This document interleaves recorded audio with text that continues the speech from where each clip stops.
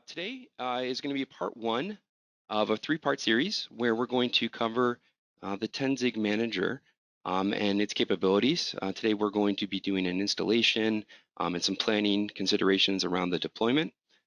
So we'll jump in. Okay, just a little bit about Tenzig technology for those of you that are not familiar with us. We've been around since 2003, so we've been in the thin client and zero client and terminal business for about 17 years now. We're headquartered here in sunny Phoenix, Arizona, and that's where I'm located right now. And for those of you that have not been here in the summertime, pulled up a 5-day weather forecast, and it is not looking great for us. All right, now in serious, let's talk about what we're going to be talking about today. So we're going to be going over what the Tenzig Manager console is, the architecture and some planning considerations behind it. We'll be doing the installation, walking through that, talking through some things, options that you need to select, things you need to consider when you're doing the installation, and then a high-level overview of some of the features. Part 2 and part 3 will be for the deep dive, so the technical details, specifically around ports and some of the advanced features of the console will be covered in the subsequent parts. So make sure to definitely register for those if you haven't already. Okay, so let's talk about what the Tenzig Manager is. So the Tenzig Manager is a Windows-based software that we provide with our thin and zero clients. That allows you to manage them. So regardless of which platform you're running, and that can be our Linux-based platforms, which is our PeakOS and our repurpose. So our repurpose is our software that you can run on existing hardware and turn it into a thin client. Our zero client platform, which we call NOS, as well as Windows-based devices. So all of those platforms and OSs can be managed with one central management tool. And guys, the thing to remember here is at Tenzig, we do not charge anything for our management solution. There's no pro, there's no premium version, there's no limited users. So you have unlimited users, unlimited devices at no charge, and that comes with the purchase of the device. In addition to that, our support comes with the device as well when you purchase it. Okay. Now, if you're interested in checking it out for yourself, I've included a link here. So it's just tenzig.com/manager. That's where you can find the software installer as well as the setup guide. Okay, so I'm going to launch the next poll just to get a feel for if anybody has currently is using the Tenzig Manager console today. So I'm going to go ahead and launch the poll. So we'll let that run for a minute here.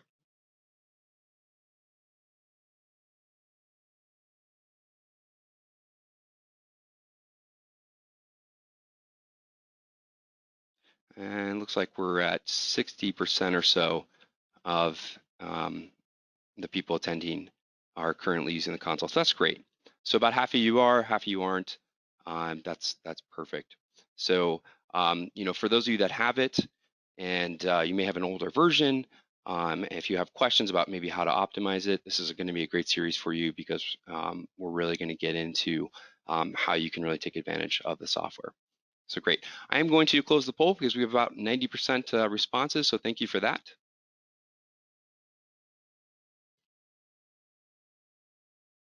Okay, so let's talk about the components that are in the Tenzig Manager console. So when you download the installer, you'll notice there are 4 different components available. The first piece is the server component, and that really just consists of the services that are required, the background services that are used for the devices to communicate and for the server to be running, as well as the database. And that is MySQL-based database. Okay. The next component is the console. So this is just a standard console that we install. It goes on the server, but one thing to note is that the console can be installed outside of the server. So you can install this on your desktops or your laptops, or you can install this as a virtual application via Citrix or VMware or Microsoft, whatever app publishing tool you have. So that's something to note. This one thing I see is a lot of folks will be already, remotely connecting to their servers to try to get to the management console. Just keep in mind you can install that as a standalone piece. Okay. The next component in the Tenzing Manager is our Cloud Connector. And the Cloud Connector really serves as a SSL proxy to manage devices outside of the network. So if you're sending devices home, we give you a secure way to manage those remote devices, or anywhere in the world if you have another network that the devices will be living in that are outside of your LAN. The Cloud Connector allows you to manage them. Okay. We can also proxy the web console. So if you want to manage the devices and you're at home and you don't want to have to get on the VPN, you can actually set up the web console remotely. Okay. And one thing to note with the Cloud Connector, even though it does say Cloud Connector, this is still an installed component on your Windows server or desktop, whatever you've installed the Tenzing Manager on. This is not a hosted component. So the name sometimes leads people to believe that this is a hosted component. It's not. Now we can install the Tenzing Manager into your private cloud instance. So if you have an Azure or AWS, we can definitely set up the Tenzing Manager in those locations. But we at Tenzing do not do any type of hosting of that. So your data is not with us. So there's no concerns around that. Okay. And the last piece I kind of alluded to was the web console. So it's just a web interface into the console. So if you prefer to work from from a browser versus an installed application, we have that option available as well. So minimum requirements around setting up the console. And again, this is Windows-based, and for production deployments, we recommend definitely installing Tenzing Manager on a server as part of your kind of like always-on infrastructure. But if you need to install it on a desktop or laptop for a POC or as basically a test instance, that is absolutely supported.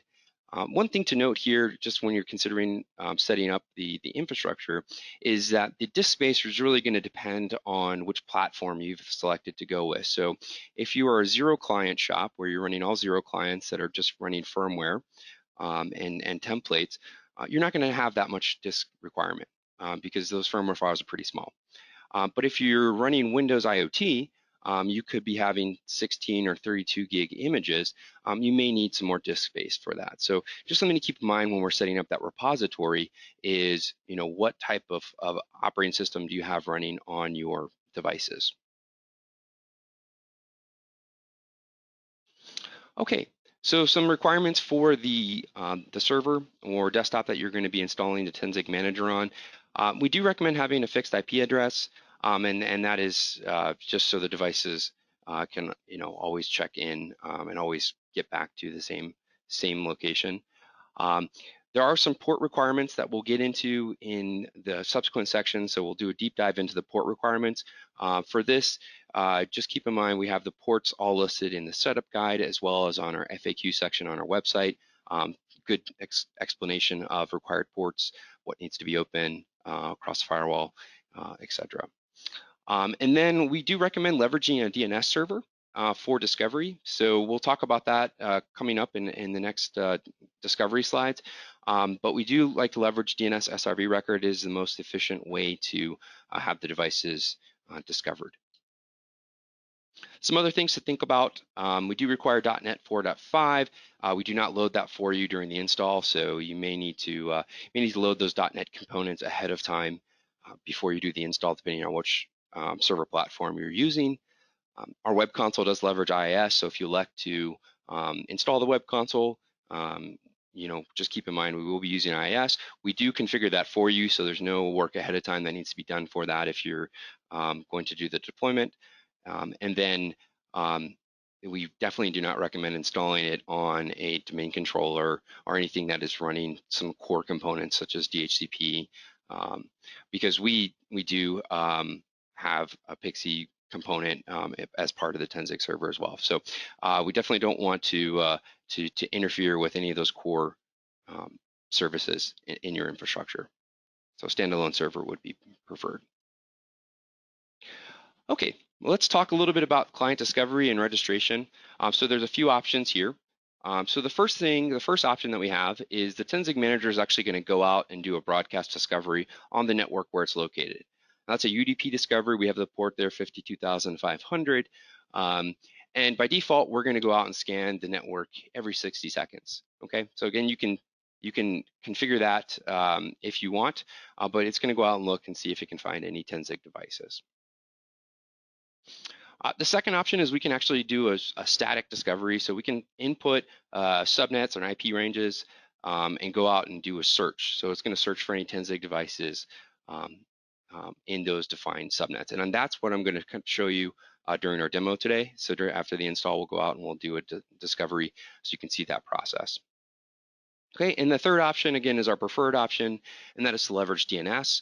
So we configure some SRV records that are specific to 10-zig devices. So this does not impact any other devices. So if you currently have other thin clients or zero clients from other manufacturers, they will not be impacted by entering those SRV records. But what that does is it allows the devices, as soon as they hit the network, to automatically find where the 10-zig manager is, because our devices will check DNS to see if those SRV records are in place, and if they are, then we populate the management server. Okay. So the next component we're going to talk about is connecting the devices via the cloud connector. So I mentioned the cloud connector during the components slide, and there's a few different ways that we can have the devices connect via the cloud connector. Okay, so that is the encrypted connection from the endpoint device back to the management server. Okay, so the first method is we can leverage DNS SRV record. Okay, so this would be for internal devices that you want connected securely inside of the network. So a device that would hit your DNS server, and then we can pre-populate the cloud connector address like you see in the picture there, and you know that the device now is on your network and it's securely connected. Okay, and we can kind of talk about that, where it now creates basically an outbound connection. Now that port, 443 is just the default port. That is configurable as well. So if you wanted to have the devices, if something else is already communicating on 443, you can absolutely change that port, no issue there. Okay, once the manager receives the request, it registers to the server, and then we set up a secure bi-directional tunnel. Okay, now this is again an example of an inside connection with the cloud connector. If you were to do this from the home user's point of view, so if you're going to set up this device for an external user, what we would do is instead of leveraging DNS, because they're not going to be hitting your DNS server unless they have a VPN client on a Windows device, but in most cases they will not be leveraging your DNS infrastructure for a home user. So what we would do here is we would uncheck the server address from DNSBox, and we would then enter your externally facing IP address or your externally facing DNS record for the home user. Okay. So let's talk about some planning, a little bit of planning before we do the deployment. So some network considerations. Where's the 10-zig manager going to live? Okay, so where in the network is it going to be? Where in relation to the clients? So are you going to have clients in the same network space? Are you going to be going across subnets? Are you going to be sending devices home? Are they going to be in a secure network? So those kind of considerations are all important to think about when deploying. Okay, and then from an application level, you may want to be thinking about if you're going to be having antivirus malware software on the server or desktop where the 10-zig manager is running, you may want to exclude this path, the path where the installation is installed. As well as thinking about backup considerations. So are you going to be leveraging your virtual infrastructure to have HA on the VM, or are you going to be doing direct backups of the database? And we can provide you with the paths for those files as well. So just some general considerations, standard server application planning. Okay, so the image store. So the image store, and you'll see this during the install. So just kind of a quick prep for that. So the image store is our file repository that we're going to leverage. So the management console is going to leverage to save things like your firmware files, your image files, different packages, anything that you're going to be creating or interacting with. Templates, if you're going to be changing wallpapers, logo files, those kind of things are all going to get saved there.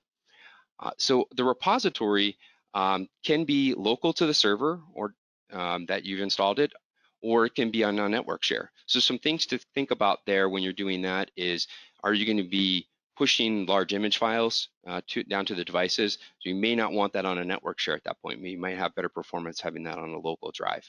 So just some things to think about, but that's what the image store is. We do require AD account because we're going to create an SMB share when we're doing our PXE booting for image recovery and Windows image pushing.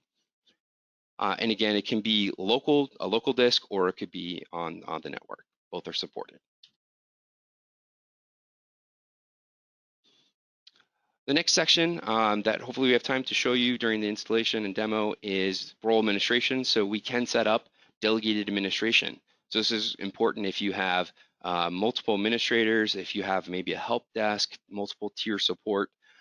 So you can define different permissions inside of the console for the different users. So by default, we create a couple different groups local to the server, and that's what you're seeing here. But we can also add Active Directory users or groups and define what they can do. And essentially every feature inside of the console can be allowed or disallowed. So a good example of this is we'll have a lot of tier 1 style support teams that will have the ability to remote connect to the devices and power cycle them, but not the ability to push firmware out or re-image units, as an example. So that is fully supported, and we can customize those roles based off of the different user types. Okay, and that kind of concludes the slide section of the demonstration. Let's hop into the demonstration. So what I have here is just a base 2016 Windows server, and hopefully you guys can see that. And I've already downloaded the Tenzig Manager installer onto the desktop. So I'm going to go ahead and just double click on it to launch it.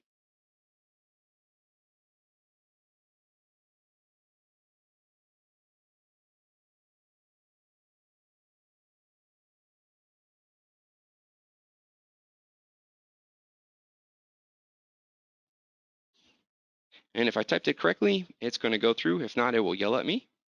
And I did. Okay. And we'll go to the next screen. Now you can see those 4 components that we talked about earlier. So we have the server, the console, the cloud connector, and the web console. So I'm going to go ahead and select all of them for our demo. Select the installation path and let this run. Now the first prompt that we're going to come up to is going to be for the cloud connector. And it's going to ask us which port we're going to want to specify for the cloud connector. Again, that default is going to be 443, but we can change it, and here we go. So we do have the ability to change that cloud connector port if needed. And then the next thing it's going to want is a certificate. So by default, we create a self-signed cert, but we can also leverage an enterprise, so an AD cert, or a third-party certificate as well. And this can also be changed down the road. So we can help you, if you want to, down the road, maybe you want to set this up with a self-signed cert for just a testing POC, and down the road you want to switch it to an enterprise certificate. That is no problem, fully supported. Okay. All right, and then the web console is the next piece. So this is the IIS piece, and this part is probably the longest part of the install. So what I'll do is I will launch the next poll while that's running. Okay. And if you want to enter, just let us know what type of endpoints you guys are managing today, so we get an idea of what you have in your environment. And looks like we have a good mix of desktop and laptops, and so we're at, let's see. So that's great. So about 60% on the Tenzig based devices. We got about 25% on the Teradici devices. We got about 24% thin client users, and oh, it's great. It's wonderful, and some laptop and desktop as well. Perfect. We'll give the poll another 10 seconds, and we'll move on with the installation.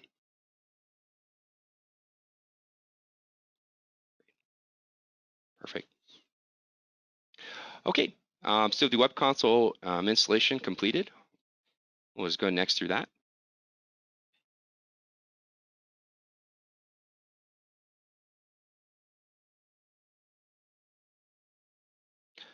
And we will, during the install process, we will configure the local firewall ports required.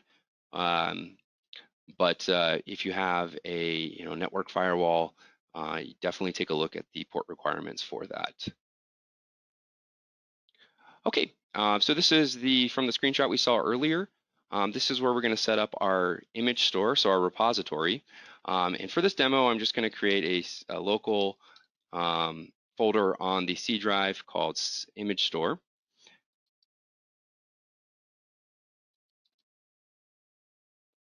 Okay, and I'm going to press create.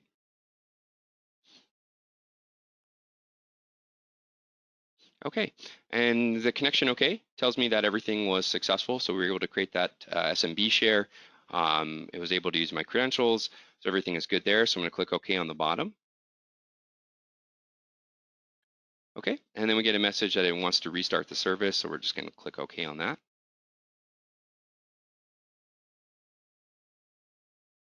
And we're finished, and it's going to start the services. Now, one thing I always recommend after the install is definitely check the services just to make sure that everything's started.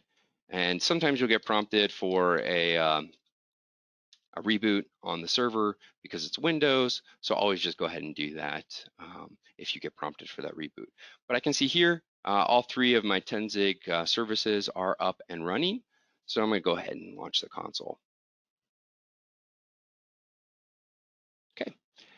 Now this is what you will see when you first launch the console, kind of a blank start. And what we're going to do is we're going to go ahead and start populating some devices in here. Okay, so we mentioned the DNS discovery method, and that's going to be covered in the upcoming part 2 and part 3. For this method, we're going to just do the basically the subnet discovery. So I'm going to go into the Tools menu and go to Settings, and then I'm going to select the Discovery tab. Okay, and from the Discovery tab, I'm going to hit this little plus sign, and I'm going to put in an IP range. So I have a couple devices set up for our demo today. I'm going to put in those ranges right now.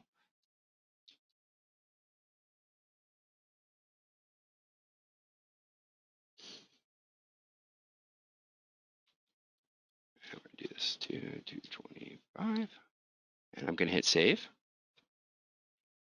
Okay, and then once we've entered the subnets we want to scan, I'm just going to hit these little binocular icon here, and that's going to go out and it's going to scan those IP ranges. Okay, and we can see here on inside of the console, it found all three of my demo devices. And what you might notice as we're going through this is, if you remember, the console is going to go out every 60 seconds and look for devices. So, so while these are the three devices that are on my desk right now, we are in our corporate network, so it's going to start discovering probably more devices as we're going through automatically. All right. So the section we're going to start in, and let me make this a little bit bigger so we can kind of see everything. Hopefully that's easier to see. Okay, so we'll start over here on the left, and you'll notice that all three devices checked into the Thin Clients group. So the Thin Clients group is kind of our global catch-all group, where all the devices will, by default, check into. Now, the left-hand side here is where we can actually go and define our different groups. So I usually describe this as, think of this as Active Directory / group policy for thin and zero clients. So we're going to build out groups, but in AD, they're OUs or containers. So we're going to create a group, and we're just going to call this demo. Okay. Now, you'll see here on the demo group, we have some automation features available. Okay, so we can actually have the devices automatically join the groups based off of certain criteria. And this is, we're going to go into this in a, again, deeper dive into how we use all of these features in part 2, but in part 3. But for now, we're just going to go ahead and select, I'm going to tell it to select all Linux-based devices as an example. Okay. The second tab here, client configuration, we can automatically apply settings to the devices once they join a group. So if you want the devices to auto-configure once they're dropped into a respective group, we can do that. So we can do things like update firmware, have your VMware Citrix or Microsoft settings applied. And I'm just using those as an example. I know there's a lot of other different types of connections out there.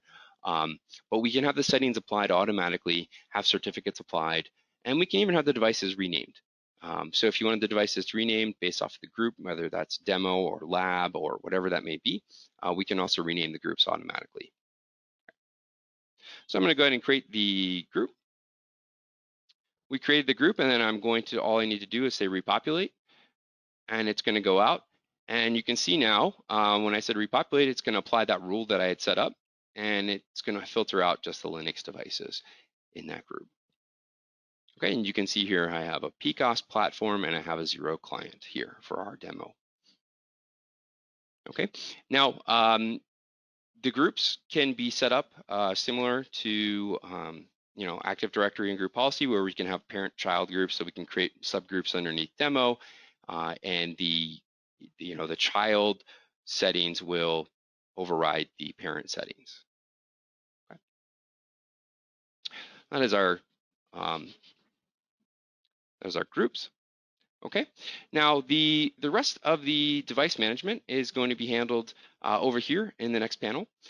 So what we can do is we can double click on a device, and we can actually access the individual device settings through a very convenient GUI. So this allows me to manipulate the settings. So this particular demo device, so this 0 client, is actually a Citrix 0 client. Now we can convert the devices. So if you wanted to flip this to, we can easily flip this to like a VMware 0 client or a Microsoft 0 client. So you're not really tied in to any particular platform, but for this demo, this is a Citrix device. But we can configure things like the individual certificates on the device. So if we need to add a certificate to this unit, we can go in and we can browse. And for the Teradici folks out there who are having to use just the PEM format, or maybe you had to download a certificate file and convert it to PEM, our devices will recognize all certificate file types, so CRT, CER, and any standard certificate files are supported and easily added and managed. Okay, so we can manage the different settings all from the console. Things like USB device redirection. So if you want to define which devices you want to allow to be redirected into so maybe I want to allow printers and I do not want to allow the mass storage devices. Okay.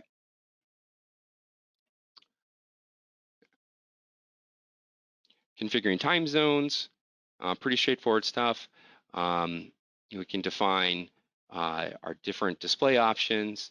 We can set up backgrounds and logo files, so we can set up the wallpaper. All those can be deployed through the console. Okay. Now, some additional components that may not be seen here can be accessed through the settings wheel, and we can come in and we can add different things. So if we wanted to configure our shadowing rules, we can come into VNC as an example.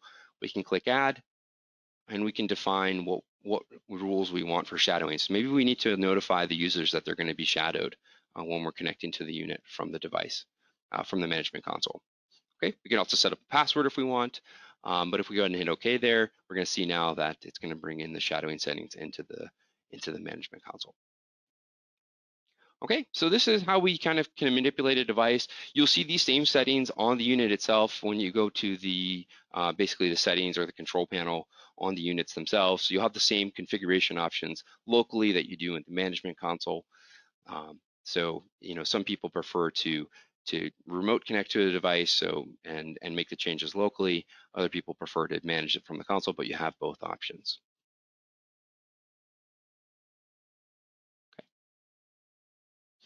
All right, now the majority of the rest of the device management features are going to be available from the right-click menu. So you can see that when we'll kind of just go through these at a high level. So we do have the ability to schedule tasks. So we can create jobs to make your life easier as the administrator. So we have capabilities to create jobs, and jobs can be assign to a device, or we could highlight a group of devices, or we could assign jobs to the group level. So maybe I want to push something out to the entire organization, or maybe I just want to push something out to my demo group. So we can create these scheduled tasks for a variety of different use cases. Okay, now we give you some built-in tasks here that you can do that are some of the more common administrator concepts. So we have power options. So our devices do support Wake on LAN. So if you have Wake on LAN enabled in your environment, we can definitely set up some power on, power off schedules with scheduled tasks. So turn them on at 6 a.m., turn them off at 9 p.m. Save energy. We can schedule a reboot. So if you're a Windows shop and you want to have the devices on a weekly reboot schedule, we can definitely set that up. We have the ability to push device firmware. So maybe you've downloaded the latest firmware from us and you want that to go out on Saturday night. We can come in here, we can create a job for that. Same thing applies for deploying templates and also if we wanted to set up a job to reset a device to factory default. Okay, we'll use reboot for our example here. So I'll just quickly run through this. So we're going to set up a reboot job. Okay, we're going to say when we want it to go. So we're going to set it for 8:30 p.m. Tonight. If we wanted to, we could do that weekly. And finish. Now, if we come in and we look at our edit schedule task, we can actually see that that job is now pending. Okay, and we have the ability to manipulate it, to remove it if we want. So that's schedule tasking. Again, we can do the same thing on the group level. So if we wanted to do that to the entire organization, we can come in and we can create a scheduled task for the groups themselves as well. All right. And if you guys have any questions, feel free to throw them into the chat window. We'll be doing answering any questions, at the end of the presentation that you may have.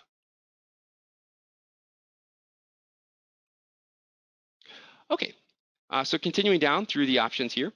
So we have image management, and image management is mostly used with Windows-based devices. We can capture an image of our Linux and zero client devices as well if you need. That's not a very common use case, but if you're looking at Windows IoT as your endpoint platform, we do have the ability to remotely capture images, clone images, take backups, things like that, straight from the management console. Okay, and that process will initiate a PXE boot, and it will then we'll be able to deploy the images from the management server. So again, kind of goes back to the network considerations there.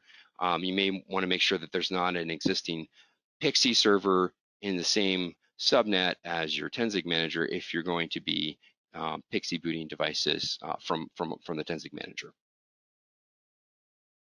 Okay, system is where we can have our power options. So if we need to send a reboot or shut down remotely to the unit, we can do that.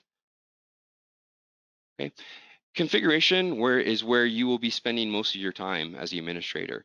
And typically we'll go through this during a setup. So if you're interested in doing a POC with us and taking advantage of our free demo program, I'll go through this with a lot of you. We'll go through the setting up the initial templates.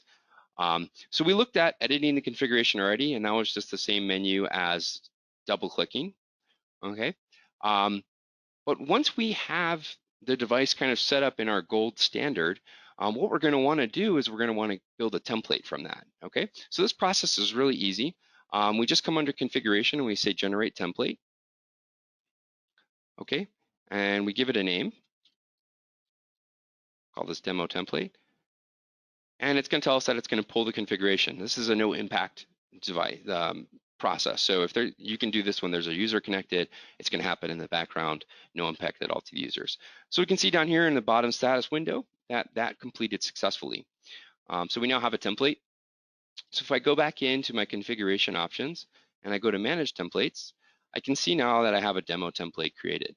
Okay, so what this has done is basically a point in time capture of that device. So anything that's been applied to it, so certificates, administrator password, network settings. So if you've configured it for your network, maybe you have 802.1x, maybe you have wireless. Um, all of those settings are captured now in my template, and I can now manipulate the template very similar to what I can do with the individual device itself.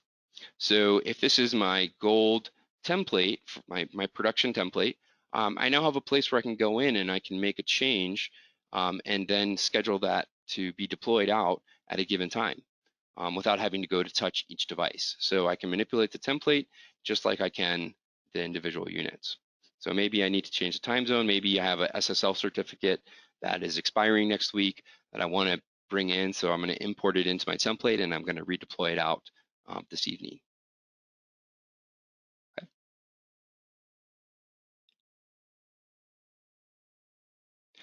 And I see some questions are coming in, guys, and I will definitely address those questions at the end of the demo here. So just bear with me. Okay, so other things we can do. We can also make duplicates of templates. So if you wanted to maybe just test a setting before you applied it to your entire organization, you can then go make a copy of your existing production template and go ahead and make your changes there. So we make this part very, very simple. And one thing I will mention is that you can export these templates, and you can do that a couple different ways. You can export the templates and maybe back them up somewhere else if you wanted to. You can export these templates and share them with maybe a sister organization. But what you can also do is you can export your templates and send them to us, and we can load your default settings at the factory before we ship the units. So where this has come in handy, especially now with everything happening with COVID, and we have a lot of people working from home, is our companies will send us their default configurations, so their templates or their Windows Gold images, and we'll load the images or the templates at the factory, pre-configured with your VMware Citrix or whatever your connection broker is, at the factory, and then we can ship directly to your user's home. Okay, so that eliminates the need for you to have to receive all the devices in, pre-configure them, and send them back out. And that's a service that we offer at no charge. So there's no charge to do that. We make that very simple and easy. So that's something that's unique that we do. I think that you're not going to get from any manufacturers is a no-cost way to have your configuration preloaded on a device at the factory.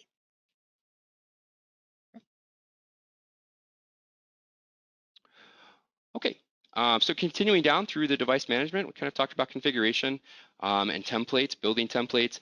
Now, applying the templates is very easy. We can do that as a scheduled task, or if we want to test it, we can come in and we can say, okay, I want to apply a template, and I can hit OK, and that will send the template down, and that will do a reboot. Okay, so when you do push a configuration or template down to a device, it does a reboot. So something to keep in mind if users are working, you may want to have it scheduled. Now we do have options, and I think we'll go deeper into that in the next parts of the series, but we do have options to minimize the impact to the user. So allow them to postpone those updates or only run the update if the device has been idle for an hour. So there are some options there. I'll talk a little bit about those during the firmware section, but keep that in mind is that when you do push these out, it will reboot the unit.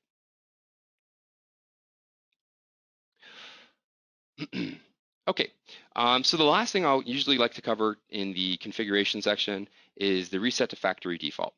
Okay, so sometimes I'll be working with a customer, they may have a couple hundred devices, and they'll say, Dan, all of them are fine except this one unit. The display is not working correctly, or maybe the network is not connecting correctly. So the first thing I always recommend is just start with a factory default and then reapply your template. Sometimes maybe there's another administrator that had gotten in there, or maybe the device wasn't fully locked down and someone made a change. Then this will basically take the device back to gold and then reapply your template. 9 times out of 10, that fixes most issues out there. So for you guys that are existing customers, and you may have that kind of like that one-off oddity, definitely try the factory default and then reapply your template. Okay, and then things like making sure the firmware versions are in sync as well. This is a really good step to try. Okay. I mentioned we have the ability to rename the devices. One thing to note about our console is that our names are tied to the MAC address of the unit. So we keep a separate table that keeps the name that you've assigned to the device tied to the MAC. So if you reflash a unit, if you do a firmware update, we keep that name saved. So the name will come back unless you go into the naming table here and you remove that assigned name. Okay, so that's a question that I get asked a lot. What happens if I reflash it or do an update? Will it keep the name? And the answer is yes.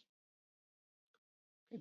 Now the firmware update section. Okay, so the firmware files apply to our Linux-based devices and our Zero clients. Okay, they do not. This does not apply to our Windows devices.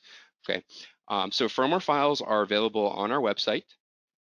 So under our resources section on our website, there is where you can go and you can download the given firmware for your device. We also have an email distribution list. So if you are an existing customer or you're thinking about doing a demo, I definitely recommend signing up for our firmware distribution list because we send out an email when a new firmware comes out. Those emails include what features have been added. So things like we've just signed a partnership with Zoom. So we have the Zoom add-on available. So that's going to be coming out. An email regarding that will be coming out soon. New Citrix clients, new VMware clients, new security features, all those things will be included in that email. And then you can decide from that email if you want to download it and try it out. Okay. So that process is very easy. You do not need a login for that. You don't need to set up an account, and there's no cost for that. Okay, we don't charge. You don't need to have any type of subscription to pull down the firmware files. Okay, so once you've downloaded the firmware file, updating the firmware on the device is very straightforward. We just select firmware update. Okay, and we can select which firmware file. Okay, so once it's downloaded, the first step to do after downloading that firmware file is and that's going to be a tar file, is you're going to go ahead and click this install button. Okay, and this install button actually is going to do an import of that file that you downloaded. You don't necessarily need to download it onto the server. So you just need to be able to get to it from the server. So if you download it on your desktop, as long as you can browse to your desktop from the server, you're fine there. You click the install button, that will import it into the management server and make it available as a drop-down option like you see here. Okay. Then once we have the file selected that we want to deploy, here are some of those postponement options I was talking about. So to kind of minimize that user impact if you want. So the ability to allow the users to postpone it, run if the device hasn't been touched. So we track if the keyboard and mouse have been used, and if it's been idle for, let's say, an hour, go ahead and deploy the firmware because there's a good chance the user's not there. We could set it to run on next reboot. And then if you want to have the device factory default after you deploy it. So maybe there's been a client change version, maybe a major version change from the client. Maybe you've gone from an older VMware client to a newer VMware client and you want to just wipe out any settings. You can select the factory default to kind of clear those out. One neat option that we have, so we have customers that are like banks and universities that have multiple locations spread out throughout the country or countries. We do give you the ability to download from peer. So what this lets you do is set up basically a master unit at a location, and then you can have the other devices in that location pull its firmware update from that device. So all of the devices in a location do not need to go across the network to get their update. Okay. I'm going to close that out. And then we do have the ability to shadow. So for all the Teradici folks out there, or maybe even folks that are coming from just desktop management, you may have this feature in some expensive tool. There's a bunch of tools I know. As I used to be an administrator, and I would pay to have good remoting tools. This is included free with our devices. It's built in. There's nothing you really need to do or configure. And then from the Teradici folks, this is not an option for you today. And we sell Teradici devices, but you just aren't able to remote connect to the device. So we actually have the ability to remote connect to the devices and see what the user's seeing. Okay. So this is actually an example of the device that's sitting on my desk, but this could be at the user's home. This could be in another building, and if they're having problems logging in, or if you just want to be able to see what they're seeing, maybe they have several virtual apps open. You can then view their actual screens. If they have multiple screens, you can actually see what the user's seeing. So this is a very nice feature from a support side. And again, this will work over that cloud connector inside that encrypted tunnel across anywhere in the world.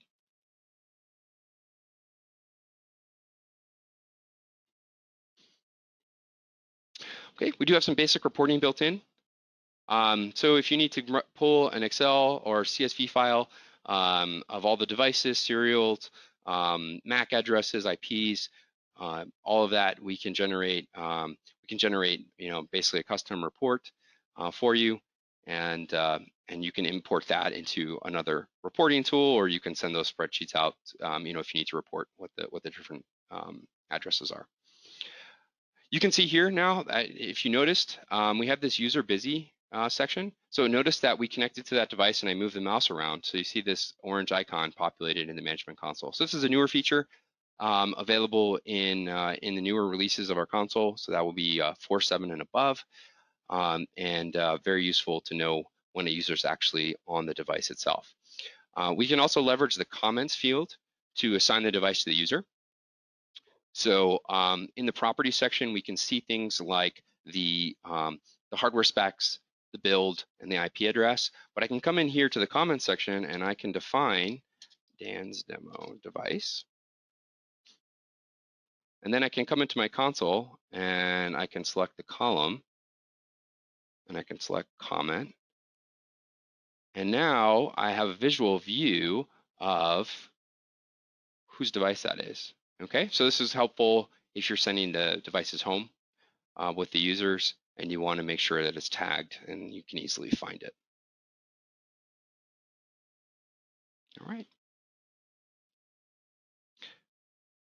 Okay, and so now let me jump into the role administration piece. We kind of looked at this on the slide, but if we go into the start menu and we expand the Tenzing Manager folder, you'll see there's the role administration and it'll take you into this window.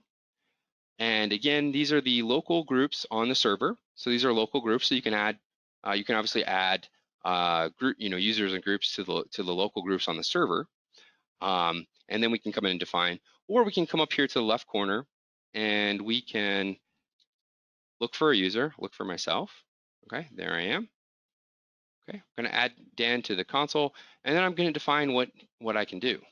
Okay, so maybe I just want to give myself remote access operation and maybe the ability to reset to factory default. Okay, so all the options that I was just showing you, they are all available to manage and allow or disallow via the permissions. Okay, say no on that. One thing I will cover is, let me show you, and you can see here now in my console, it's actually discovered a couple other devices on the network, which is kind of what I was talking about before, where the console is going to go out and look for other devices plugged in. But if we look at this device, this is a Windows device. So any of you guys thinking about Windows as an operating system, if you're looking at Microsoft WVD, if you're thinking about maybe an AWS deployment and their new protocol, so Amazon has a new protocol called WSP. That is a Windows-based streaming service. It works great, but it's built for Windows, so we have some customers that are looking at Windows for that solution. The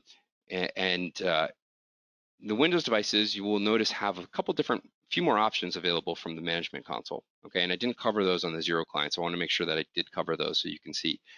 So you can see first under image management, we have a few more options. So we have the ability to do a clone and we have the ability to do a backup. The main difference here is the clone option, we will initiate a sysprep process for you. So we do a custom sysprep process so you can then deploy that onto other hardware. Okay. The backup option will essentially do the same process without the sysprep. Okay, so that's the main difference there. I like to point out if you're going to be wanting to deploy the image onto other devices, you're going to want to use the clone option and go through kind of the sysprep process. If you want to do it yourself, you can definitely do that yourself and then just take a straight backup of it. Or you can also manage them, externally. So like have it SCCM kind of handle that piece if you want. Okay, some of the other features here that were not available on the zero client menu have to do with kind of just standard Windows administration stuff. And we'll get in, again, we'll do a deeper dive into this in some of the future web series, but I wanted to kind of cover this, make sure that you knew you can come in here, we can change passwords, we can change, the different auto logon settings, which account do you want it to auto log in as, if you want it to auto log in.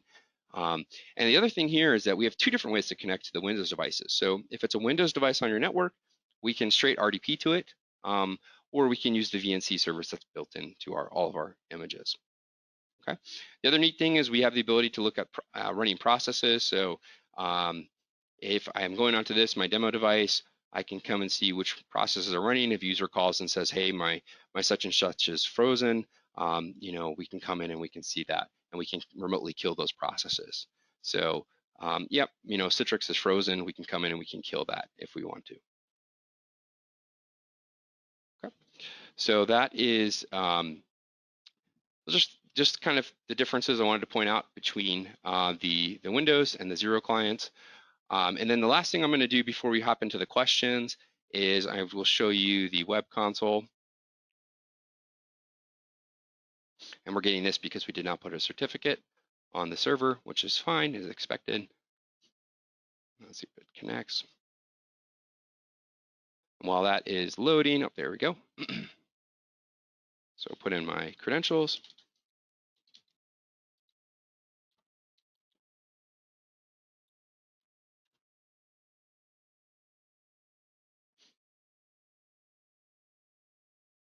And the first thing that's going to load is basically a guide. So we have a guide. So if it's your first time in, you may want to run through it. I'm going to X out of that just so we can show you because we're running close to the out of time here. But you can see here's all the infrastructure I set up. Similar options to the standard installed console. So again, if you kind of prefer the more just here's the website, go log in, remote connect. See if we can remote connect from the web console as well. That's no issue. So again, whatever you prefer interface, we have both options available. All right.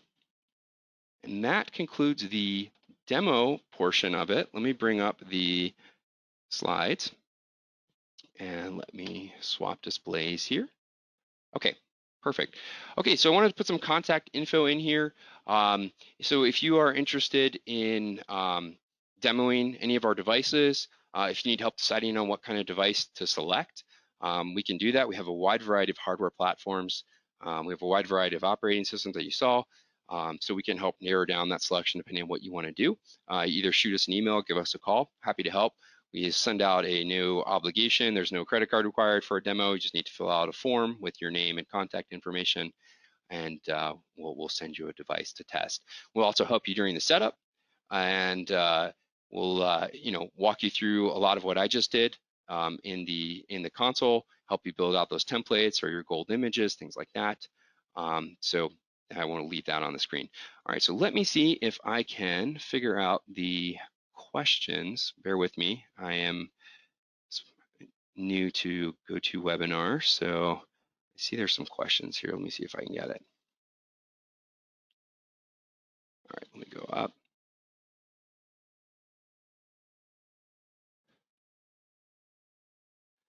Oh, lots of questions. All right.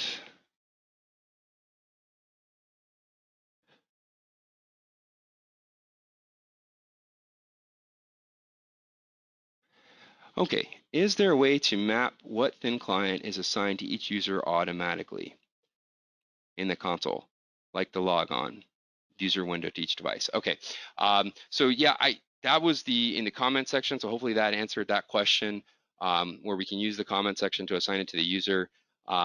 We do not, that really is the best way to do it through the console. Are you able to set up a thin client to auto log on to a Windows session? Yes, absolutely. So not we can do that with built-in tools. So we actually added some tools into the Windows image that allows you to have the device automatically log in. You may have saw some of that when I right-clicked on the Windows device in the console and they had the auto log on section.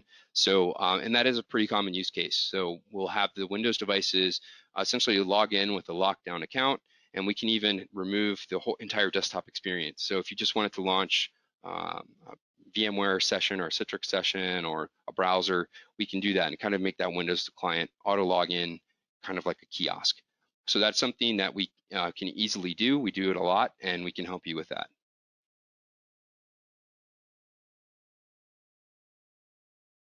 All right. How do you apply security controls to a policy? Great question. So in the security section, and I didn't jump into that, and we'll make sure to cover that in the upcoming one. There is a security section on the device and in the template where you can basically put an administrator password, and you can define what your end users can do without the password. So you can put an administrator password that will fully lock it down and still give the users the ability to manage the monitors, change the mouse settings if they need to make it left-handed, so things like that. So you can absolutely define that in the security section through the console and through the device. Okay. And then the follow-up to that was the ability to lock down like printers and clipboard and things like that. And so yes, we can, in the USB section on the management console, we can define what we want to redirect or not redirect into the session.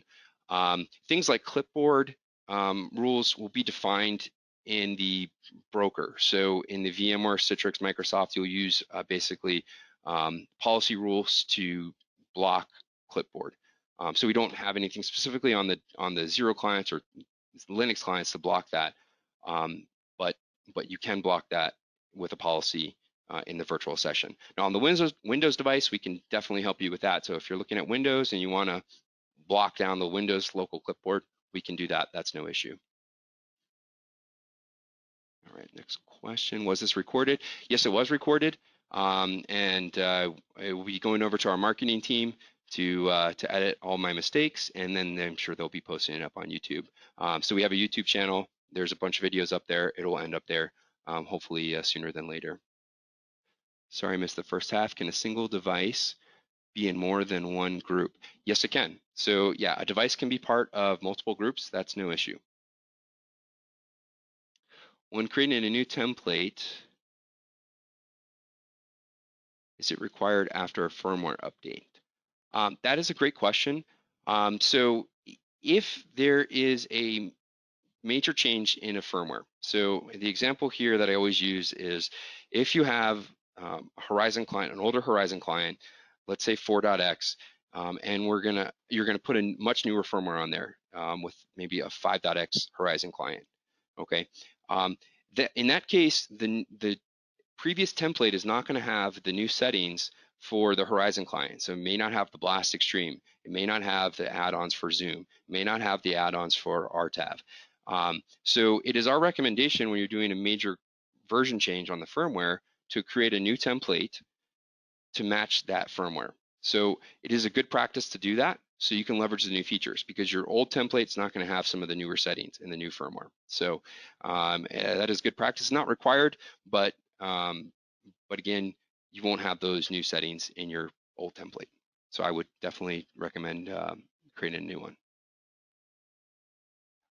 If we send you a template, do you offer best practices for the template? Yeah, absolutely. So if you have any questions around that, that is what our team is for. So someone you'll get an SE, myself or another SE here will help you optimize that template, and then you can send it to us. So that part is very easy, and we're happy to help. How do we configure wireless from the template? Okay, good question, Paul.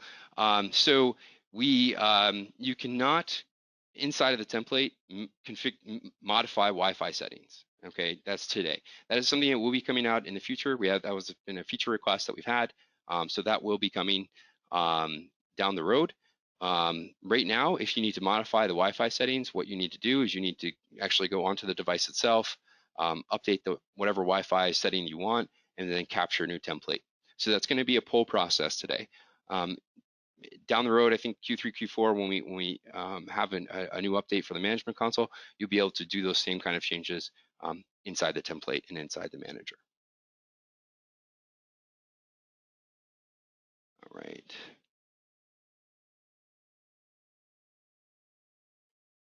Are you able to assist in our environment getting Cloud Connector set up to use 10 zigs from home? Absolutely. With everything that's been happening, I probably do 5 or 6 of those setups a day. So we're here to help. And however you want to do it, whether you want to leverage cloud or on-prem, we can definitely help with that, best practices, some of the network architecture. So yeah, just reach out to demo support or give us a call, and we will help you with all of that. So network considerations, we'll talk with your network team, we'll talk with security team, and we'll be able to get you up and running. Again, that's pretty much what I do all day, every day now with COVID. Is the user busy feature available in 4.7 and above?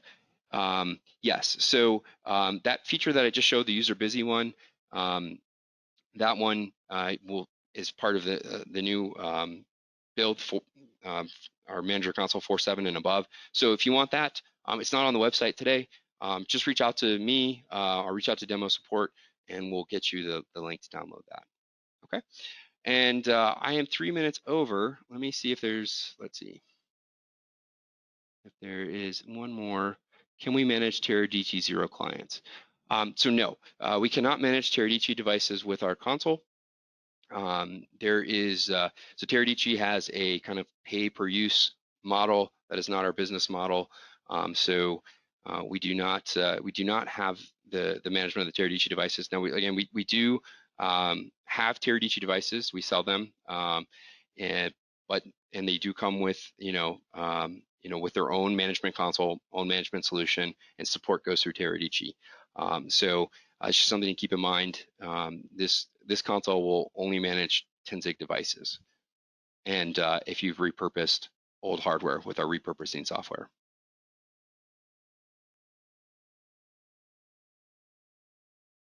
Is VNC supported to Linux machines? Yes, VNC is supported across all of our devices. So that is built in to all of our devices out the factory. You can turn it off if you want, but yes, all of our devices can be remote connected.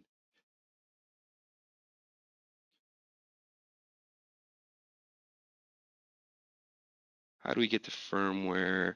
How to get added to the firmware distribution email? And this will be the last one. So great question, Becky. Let me show you on the website.